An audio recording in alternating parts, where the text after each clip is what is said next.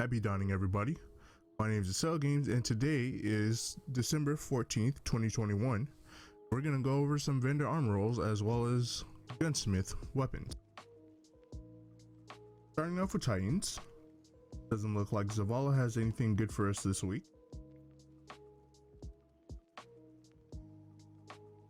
Let's see if Lord Shax has anything different to say.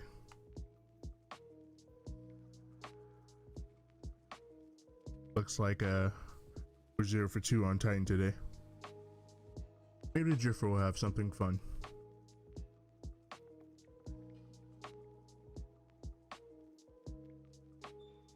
Oh for 3. Last but not least, in the tower we have 801. And we're just not winning. But she does have Stacks on Stacks, which is a Charger Light mod. Gives you an extra stack of Charger Light for every stack you gain. It's actually pretty good. So if you don't already have this and you're a returning player or a new player, I should highly recommend you spend the 10 mod components in order to get this stack. Alright, Devon, Titans are hurting here. Please give me something.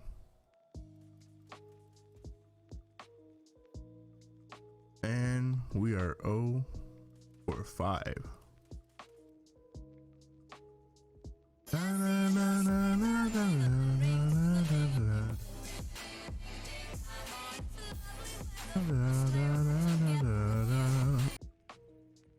Alright, Failsafe is a hero that we didn't deserve.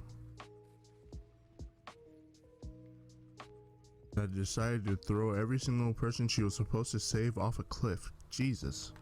Well, unfortunately, Titans have nothing. Maybe Zer will come and give us something, hopefully on Friday. Okay, well, Titans are bust. So, let's see what hunters have. So far, not looking good. But Shizzy Shacks.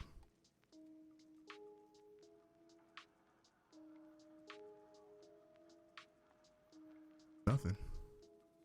Drifter.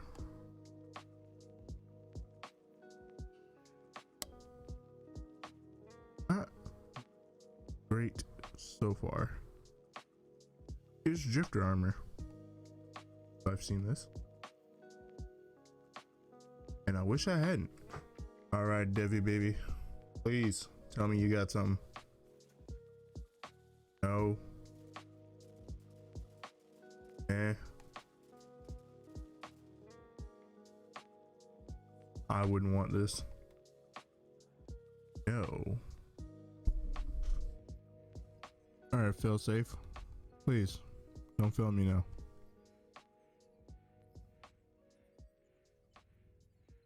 All is lost. But we have nothing. Alright.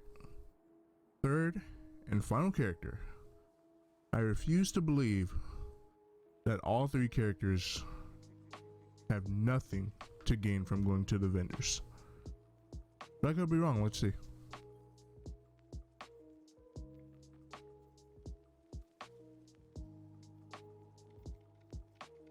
And it looks like it's gonna be a rough one. Oh boy. Alright, Drifter. Big bucks, no whammies.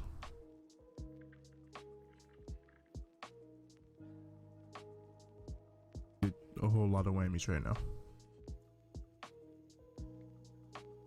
Alright. Please, Ada, give me something.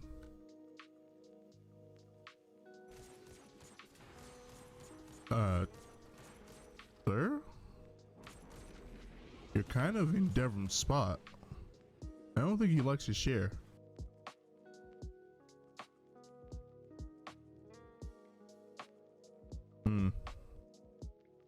Well, definitely doesn't like to share armor, that's for sure. At least, not any armor of decent value.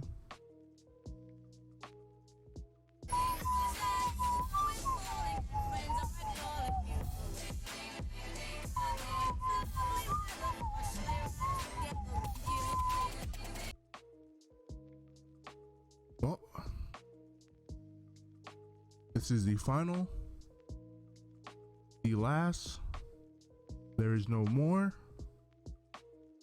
Fail safe, please.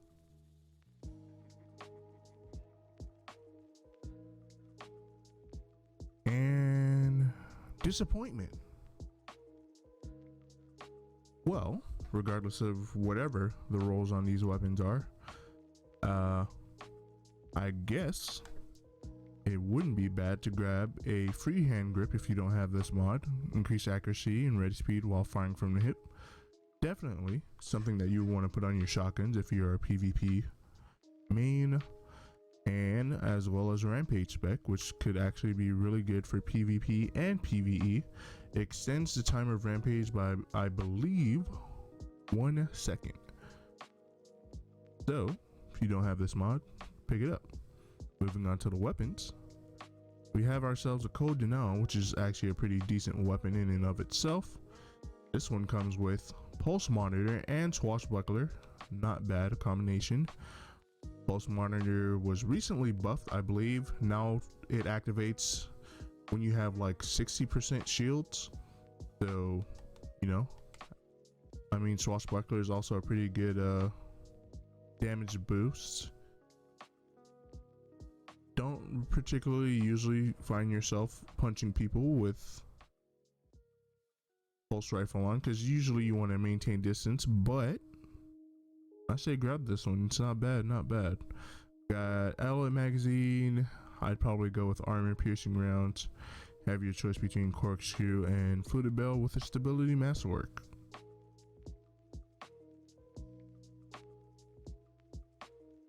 Next, we have ourselves a 7th Seraph Carbine. This one's got 4th time charms and moving target. Not my cup of tea. When it comes down to PvE, you would prefer probably Vorpal weapon here, unless you want to use this in PvP, then feel free. I did a lot of rhyming there unintentionally. Okay, we're gonna stop that. Anyway, we have our choice between ricochet rounds and light mag. Reload faster speed, as well as slightly increases the range. Doesn't look like it gives you much more or any over ricochet round, so I'd probably keep this since ricochet gives you a little bit more stability. You have a range masterwork and a choice between full bore and small bore. Small bore giving you a little bit more stability and range.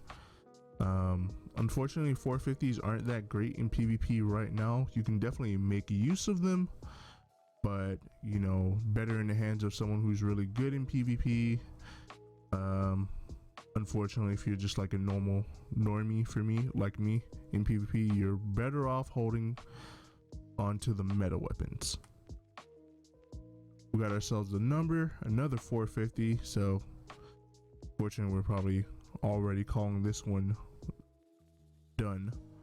Comes with Sympathic Arsenal, reloading after a final blow, also reload stowed weapons. Got Threat Detector, both good PvP perks, unfortunately not on a good PvP weapon, at least in my personal opinion. I could be wrong. We have Appended Mag, as well as armor piercing rounds, and choice between corkscrew and extended barrel and handling masterwork. Yeah, I can't recommend this weapon, I'm gonna be honest with you, so I say pass. Got ourselves on this side, got 1-2 punch, already making it a pretty good PvE shotgun just by having this on. It is a rapid fire frame, not normally something that you would want on a rapid fire frame, but that means you can get more faster punching and shooting. We have Grave Robber, which is a really good perf combination if you don't know what Grave Robber does. Melee final blows, reload this weapon's magazine from reserve, so obviously you're going to be punching things and doing more damage after shooting. And then you have the combination of Grave Robber. You'd probably prefer if you can get like Assault Mag here, but Appended Mag giving you more to the magazine is not bad. You also have Accurized rounds, Smooth Bore, which you wouldn't want because Smooth Bore increases the spread of your projectiles, which you would arguably want a tighter spread on that. And then you also have barrel shroud, which increases stability and handling speed with a handling masterwork. Handling masterwork being good here because you're probably going to be swapping to this. It won't be your main PvE weapon. And as well as barrel shot giving you a little bit more bump to that as well. You don't need stability or range because 1-2 punch. So if you don't have a decent 1-2 punch shotgun, PLDR, grab this. We have the Behringer's Memory. It's got Rampage, not bad if you're using this for ad clear. You have the Underdog. This weapon gains a boost to reload speed as your health gets lower. I suppose in a desperate situation that would be decent in PvE. You got sticky grenades, which I don't normally care for PvE, and you have Augmented Drum, increases magazine side and reload speed. Not bad, I guess. Reload speed on this weapon is already trash, so excuse me. You have Volatile Launch, increases blast radius, decreases handling the projectile, counter mass, increases recoil, increases stability, increases handling. And then you have yourself a blast radius. I say nay. And for the final weapon, we have the Temptation's Hook. We got Whirlwind Blade, which is always good on our sword. Even though this is a caster frame, you won't always be using your caster shot until it's masterwork or charge. You have the Energy Transfer. Guarding while receiving damage generates class ability energy, which is a meh for me unless you're using like it in a very situation like we're using it in combination with a seasonal mod. But even still, got Swordmaster's Guard, which is really good, giving you low overall defense but increases your charge rate a little bit. Also even has Hungry Edge, Honed Edge, and Tempered Edge. Take your pick.